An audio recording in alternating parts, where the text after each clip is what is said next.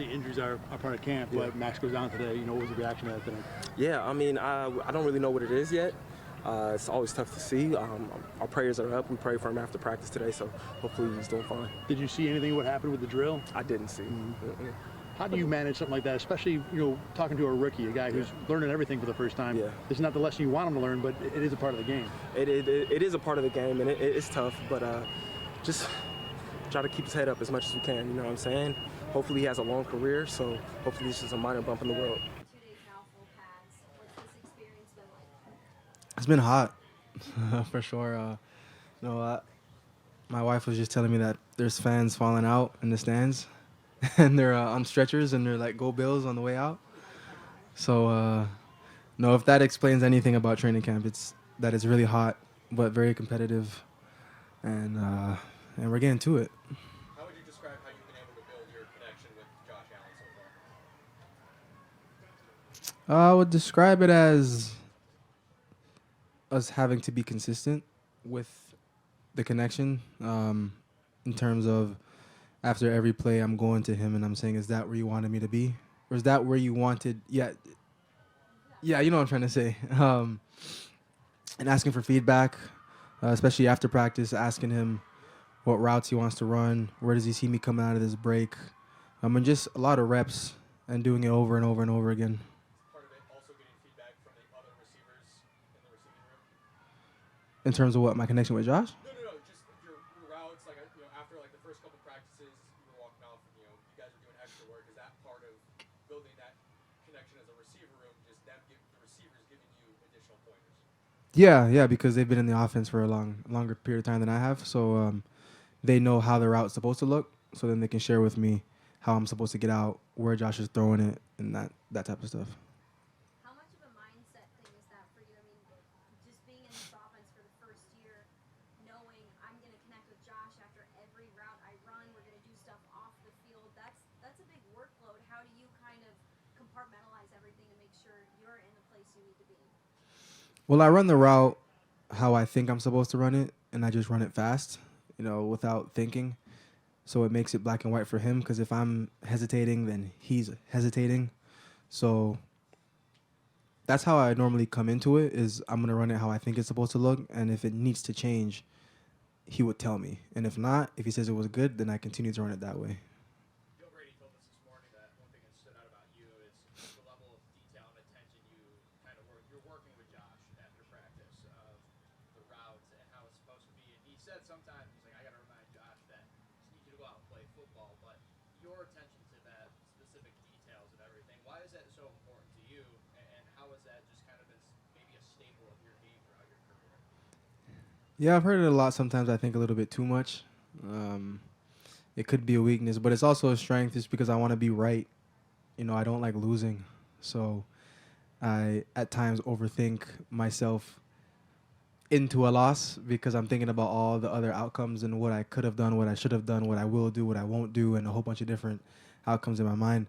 But I've really just been trying to emphasize just playing, like just run hard and run fast, get out the break, catch the ball, and we'll watch the film, and if it needs to be fixed, then we'll fix it. But, I win more reps when I'm not thinking. So that's just what I'm going to continue to do. You guys are spending a lot of time together at training camp here. What have you learned about Joe Brady as an offensive coordinator as he needed to put this offense together? He's very competitive. You see whenever we do one-on-ones or whenever we do team drills or 7-on-7, he's always the first one there to congratulate guys or talk trash to the defense, or he really he's always talking about how he hates to lose, but also understanding that we are installing a defense. I mean, we are installing an offense, so of course, some things are going to be scripted for the defense, some things are going to be scripted for us. So it's not getting too concerned with the loss if there is a loss, because it's easy to play defense when you know what the play is. That might be me right now, just being a little smart to the defense, but no, it's good though. How do you feel like maybe your progression accelerates once the pads come on these past 2 days, whether it be communication or getting to the spots you want to on the field? How does your progression maybe change from the first few days not in pads to these past 2 days? For the receiver position, it's almost the same. the biggest difference is blocking, because now you can actually block the defender. In terms of just the passing game, it's just a little bit more physical because they can put their hands on you. But with pads or no pads, shells, no shells, we still need to get to the spot regardless, run the route regardless. Just have to up the intensity of the physicality. That's just the only, I wouldn't even say downfall. It's just the only thing that you have to prepare for, and after you go a whole off season of not being in pads, you have to get used to being in pads, getting hit, getting grabbed, and then just build the callus for the season. Talk about the intensity and physicality going up against guys like Taryn and Christian Becker who bring that to the table every day. What's that been like? You just have to remind yourself to lower your shoulder. Some of those guys are coming to hit hard, and you don't want to absorb it, but you also don't want to get got as well. So it's just finding that balance, reminding yourself, okay, yeah, I have to lower my pads, don't duck my head. Small mistakes that you make sometimes when you just put the pads back on, you just don't want to lose, so you do whatever you can to not lose. But then slowly you get back into the fundamentals with having pads on. You guys are working right now on building your offensive identity. What vibe are you getting from this offense as a whole? Everybody eats. It's a big thing that Joe emphasizes, and you see it a lot, especially in practice. Some guys go off in practice, then another guy will go off in a different practice, another guy will go off in a different practice, and you would have thought that it would have been someone else's day, but you really don't know. You really don't know how your route is going to affect the play. You don't really know if you're even going to get the ball. You might be the last read and still might get the ball. So, if anything, with this offense, you just have to be ready at all times, especially with Josh, because he'll throw it to anybody, and he can get it there. Joshua, what do you need to accomplish to be the greatest athlete to come out of Brampton?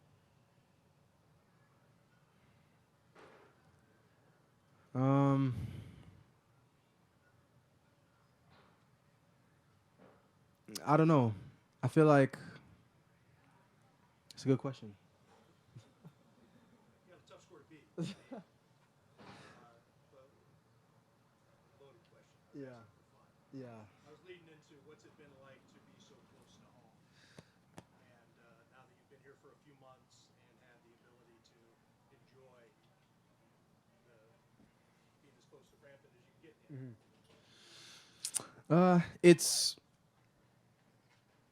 I think it's gonna be fun just because a lot of my family is still obviously in Toronto. So even though they came to all of my games in the West Coast, it's gonna be a lot easier for them to travel. So with ease comes more family coming to games. And then also a lot of people that haven't been to my games will be able to come now because they couldn't travel that far. But I just want to be a good representative of my country and where I'm from, my religion. In terms of accomplishments, some people can think about it all day and let it get in their heads and feel like they need to reach certain limits in order to be, I guess, accepted among the masses. But I'm not doing it for that. I'm doing it for a much higher purpose. To where, yeah, you can catch for 1,000 yards, but it all depends on it. To me, it all comes down to the type of person you are. Even with success that you get in this league, some people turn into, excuse my French, but like scumbags, and that's not something that I definitely want to be. I want to be a good representative of my family, my country, my religion, my team, and inshallah everything happens the way it's supposed to happen. But of course, you want to chase those accolades of being 1,000 yards and doing these things, but it'll come in time. And if it's supposed to happen, it's supposed to happen. If it's not, I'm gonna give it my best shot and find out. Wayne Gretzky gives a high bar to me. You need to win about 8 Super Bowls. Yeah. Yeah. 150 touchdowns. Yeah. I mean, good thing I don't play hockey. So. What struck you about Josh Allen's leadership? The way he's able to bounce back. Whenever I see a quarterback throw a pick, I always like to look at how they react. Because you get a good judge on somebody when things go wrong. And he'll take chances. He'll throw a pick and be like, all right, whatever.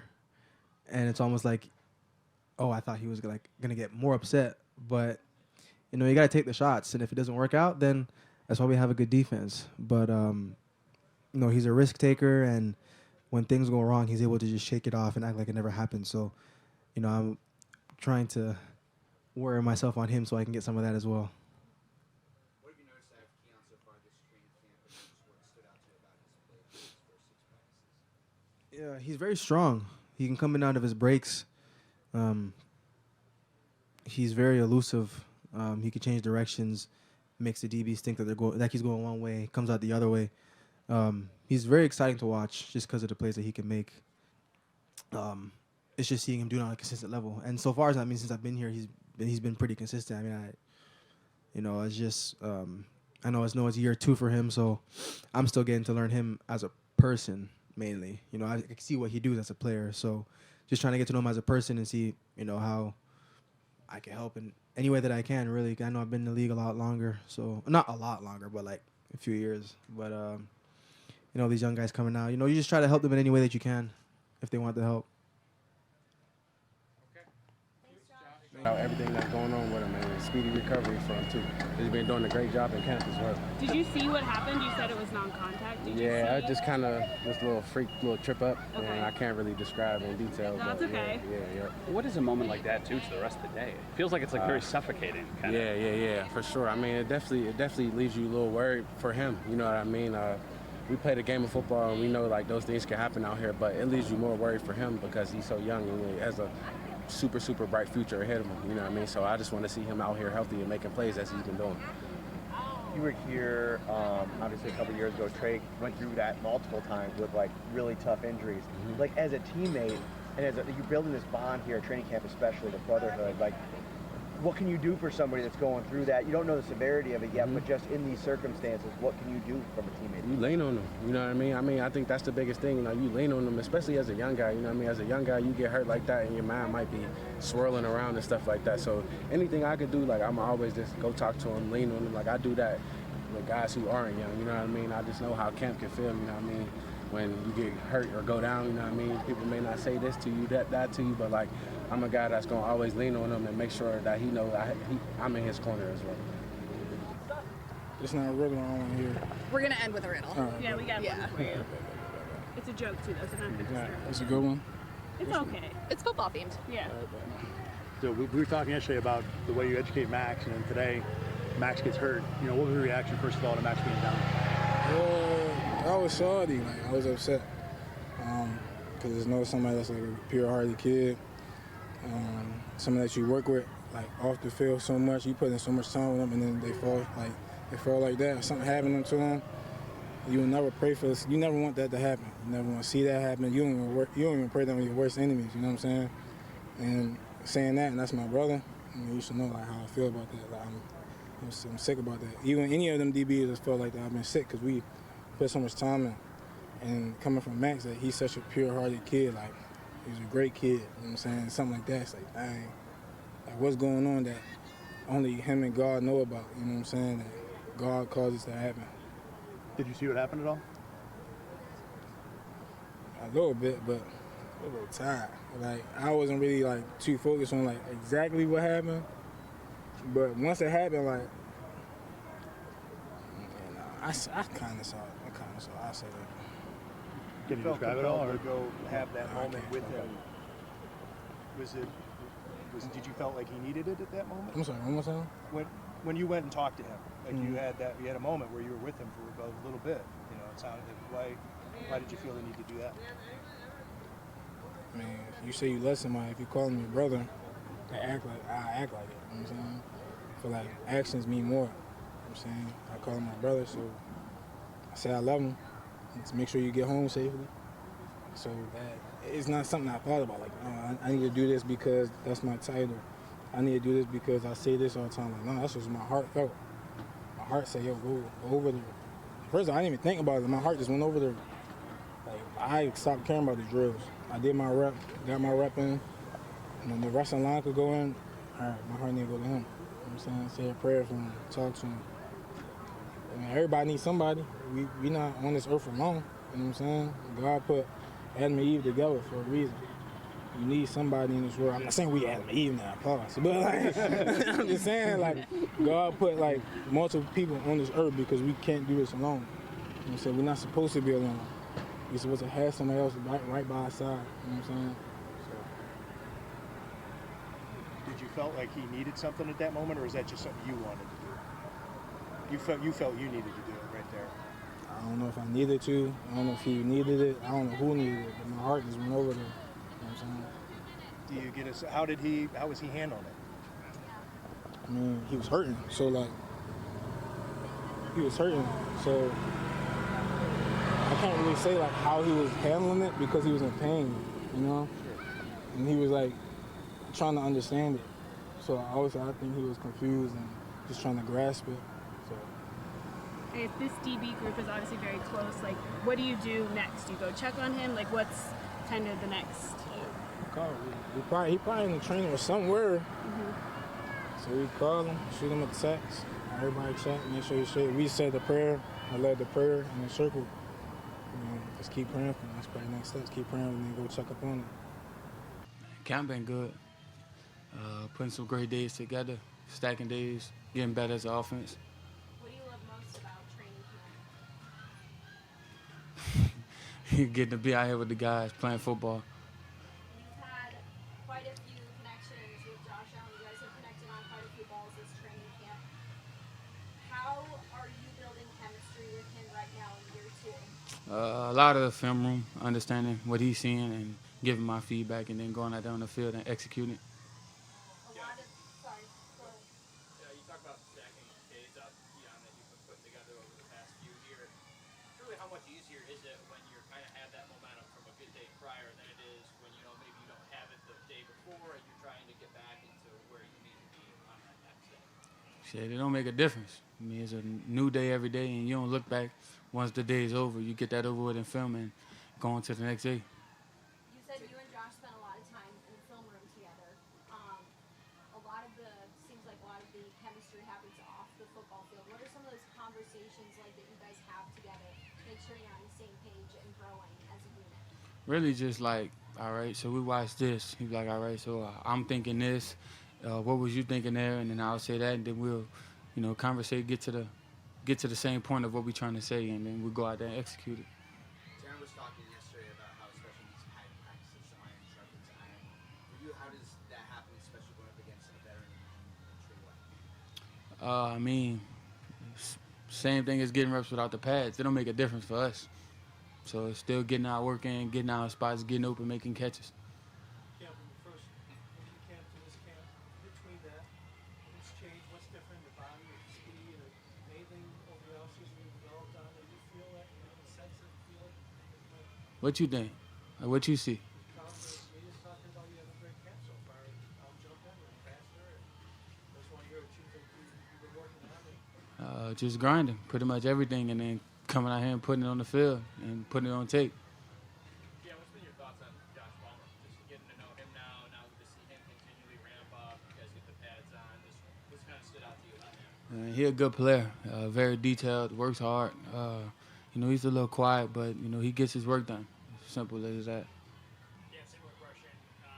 Your thoughts on how Elijah Moore has progressed, and what's he like as a guy?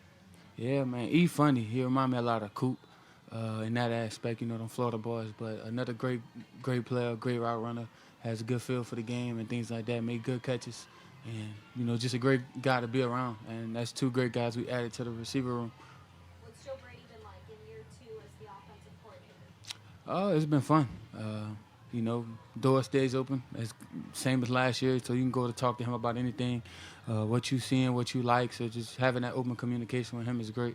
He says he likes to keep it open communication between the players, wants your insight into the playbook, and as you guys are kind of building things right now, how does that help you as a player to know that your offensive coordinator does want your opinion on things? And it helps a lot.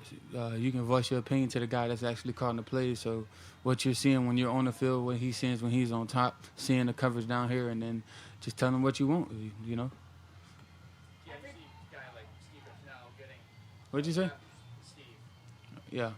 Getting some reps with the ones with Josh just because of the injuries are in the wide receiver room. But your reaction kind of that big touchdown pass that he had, and just watching a guy like him make the most of his opportunities and kind of showcasing it on a big play.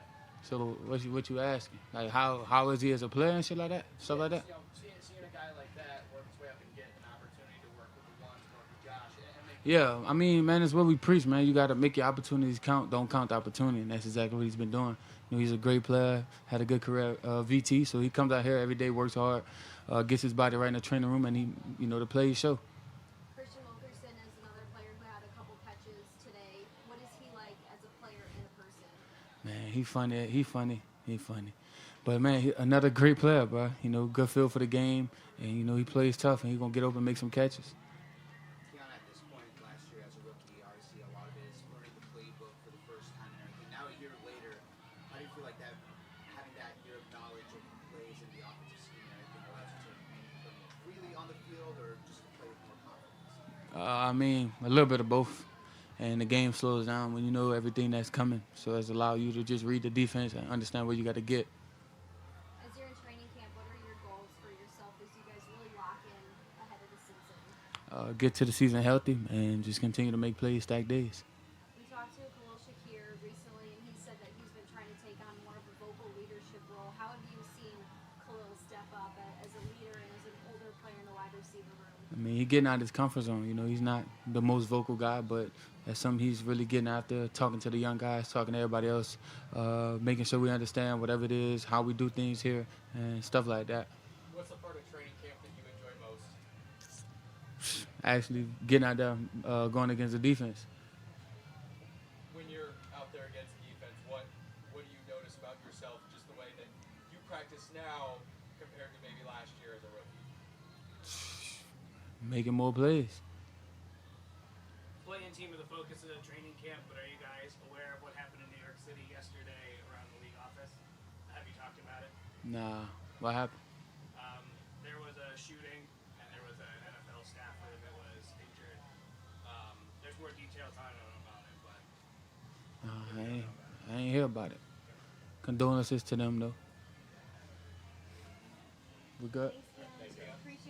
Yeah, it's you try to keep your process. You know, you try not to let it change. Look, I love coming away to camp just because the guys are all together, right? We're going through all the tough times, you know, getting all the calluses, you know, out the way.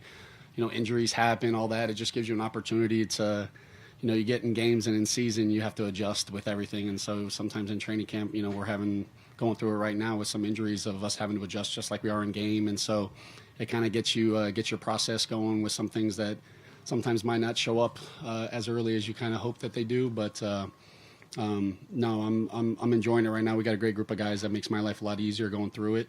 But I try not to let my process kind of change year to year, week to week. Hey, Joe, can you give us a little update on what you've seen out of Jackson Hawes? I mean, obviously with the tight ends out, he's getting a chance, but you know, what were you seeing early on here? Yeah, I love, you know, look, Jackson, Jackson's the type of guy that you want when the pads come on, right? And I don't know if you guys talk with him, you might get absolutely no words out of him, or you might not get him to stop talking, right? He's, you know, he's brilliant.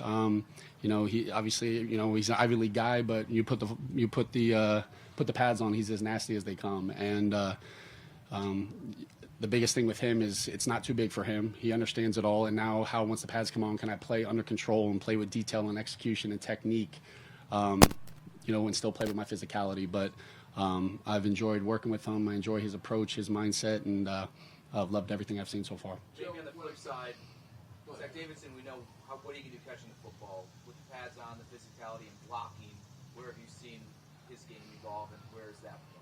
Yeah, you can see how important it is to him, right? We see how much of a freak athlete it is, but he understands, like, to play in the NFL on the tight end, right? It's run game and pass game, and look, there's silver linings to everything. I never want anybody to ever be injured, but just like Jackson Hall, Zach Davidson, with some of the injuries to the tight end position, it's given them a lot more opportunity, and both in the running game and in the pass. And like, it's as important, football is as important as it comes to Zach Davidson, and seeing his growth in the run game since we've been here has been a lot of fun. And look, he's still working through the technique. For any of the guys, it's one thing when there's no pads on to work technique, and now when the pads, just the coaching. But he's very intentional about it, and it's important to him. Is that going down? Did you guys hear anything? It's good. I probably didn't say anything. Yeah. Joe, Khalil was up here a couple of days ago, really crediting you for giving him an opportunity when you took over as OC. What clicked, or what was the thing that clicked between you and him as you took over, as you were watching this team, you know, go through its, you know, whatever? Yeah. having Josh Allen as his quarterback naturally makes it. Look, the amount of love I have for Khalil Shakir as a person, but also as a player, he makes my life so much easier. He's as selfless as it comes, right? And so it's so easy to coach guys when, if we win the football game, it doesn't matter if he had any catches, and he'd rather that than have 15 catches and we lose. Like yesterday, he came out to practice. He knew it was going to be a run day, and he was like, hey, I set my pads. I'm ready to rock. You know, it's a guy coming off a contract. We're down some wide receivers right now, and he's just like, whatever I got to do. I got to go block and dig a guy out. I'll go do it. And, you know, I saw his approach when he came in here as a wide receiver, and it's like he's a great example of a guy like, don't look at numbers, don't count. You just find ways to develop and continue to get better. You know, he got here and early in that year he was inactive. His first year, his rookie year, and then injuries happen. He comes out, has an opportunity against Baltimore, and then he just continues working, and his approach doesn't change. And I think some of it was just given the opportunity. We had some injuries, you know, when I kind of took over, but Khalil Shakir is going to continue to get better, and we're a huge part. A lot of our success is because of him. He seems to be the unlikeliest number one receiver, if you want to count him as the number one, but he seems, because of that selflessness, the lack of flash. I mean, even the car he drives. I mean, there just doesn't seem to be that receiver diva quality. He doesn't get into the trappings of the NFL. Yeah, well, I think one of the things is, like, what is a number one wide receiver? Is it style of defense? Is it production? Is it how they're being utilized? Like, there's not a lot of quote-unquote true, undoubtedly number one wide receivers, right, in the NFL. You know, maybe even a handful. So just because a guy might be not your number one on one team, he might be your number one on one team, he might be somebody else. But I think Khalil just embodies it doesn't matter what I have to do, I'm going to do it. You know, you see, I think it was day 2, you know, he's running an absolute clear out route as fast as he can, open it up for Elijah Moore, I think it was Curtis Samuel coming across, and he came back to the huddle, loving life, all is well. You know, we call that a Joe Brady route. Like, you know, you're not getting the rock, and you're just running for the love of the game. And so, but he doesn't blink. I got to do it. There's a game against Denver where we got a terrible look, and he had to go dig out a linebacker, and cool, he didn't blink, and he went doing. So, again, I can talk hours on Khalil Shakir, and I'm so excited to just continue to work with him. James was pretty emphatic with us that I'm going to play on third down when he was out here. It seemed like, hey, this is a part of his game. He really wants to take pride in it. You also have other backs that are good on third down. What goes into that process of understanding where guys fit and what their roles are on third down? Yeah, look, I think right now it's unique. It's a unique process because we have such a talented running back room with similar skill sets, but also guys that can both play in the run game and the pass game. And that's what's been so cool is we don't have a room that, hey, this guy can only run these runs, this guy can only do protection, this guy can only run routes. And so it allows us to be able to, you know, kind of do different things with them. Some of the a guy like James Cook not playing on third down last year doesn't have anything to do with his ability in the pass game or him not being able to handle the protection. Some of that is, well, we have these guys up. Ty did a great job on it. Hey, why take a couple more blows in a protection on James Cook, and when Ty can kind of handle it. And so, but it kind of speaks to who James Cook is. Look, I know like with the contract situation, sometimes it can get a bad rap. James Cook is as good as a teammate as it gets, right? And he wants to be on third down. He wants to be, running the ball inside in the red zone. He wants to do whatever he's got to do. And we've just been fortunate with the type of guys we have in that room that we can play them all on third down. We can play them all on first down. And so some of that is just making sure the defense doesn't know exactly what's coming. Along with that, do you feel any pressure as a play caller and someone who has to put guys out there in certain situations when, there is stuff, auxiliary stuff like contracts and all of that, and like with a guy like this? No, look, I think we just try to preach here, like we're trying to do whatever we got to do to win that football game. And as long as our guys can embody that, that's the most important thing. And when you start thinking about a potential contract, or you start thinking that I have to do this, I have to do that, you start pressing, you start probably not playing the way, you're capable of playing. And so, look, we'll see as things go. I've been with guys in contract situations, but a guy like James, like I think you guys see him out here, right? We'll throw a ball 40 yards downfield, and he's the first one running to go make a block down there. So I don't worry about him as long as he just continues to be James Cook. We're going to continue to evolve this offense that it needs to get to, and I don't need him to do anything differently.